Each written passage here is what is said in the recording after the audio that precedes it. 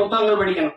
இது சீன பழமொழி. ஐயா இறையன்பு எழுதின 10,000 மைல் பயணத்துல முதல்ல எழுதியிருப்பார். 10,000 புத்தகங்கள் படிச்சிருக்கணும், 10,000 கிலோமீட்டர் பயணம் செஞ்சிருக்கணும். இது ஒரு மனிதனுடைய வாழ்நாள்ல. அது சீன பொன்மொழி. அதை எடுத்துப்பார். 10,000 மைல் பயணம் புத்தகத்தை படிச்சீங்கன்னா முதல்ல இதை எழுதியிருப்பார். ஆனால் 64,000 புத்தகங்களை படித்த ஒருவன் இருக்கான் உலகத்துல. தனி மனித நூலகம் தெற்காசிய கண்டத்திலேயே பெரிய நூலகமாக இருந்தது ஒருத்தனுடையதுதான். அவன் ஜமீனும் இல்ல, திவானும் இல்ல, அவன் அமைச்சர் பெரிய கோடீஸ்வரனும் இல்ல. அப்படி புத்தகங்களா வாங்கி சேர்க்க. அவன் நகையை வாங்கி சேர்த்தான், காரை வாங்கி சேர்த்தான், சொத்தை வாங்கி சேர்த்தான். ஒருத்தன் புத்தகத்தமா சேர்த்திருக்கான். படுக்கிற இடம் கூட தான் படிக்கிற இடத்துக்கு பக்கத்துல இருந்து நூலகத்துக்கு அருகிலேயே அறை எடுத்து தங்கியவன்.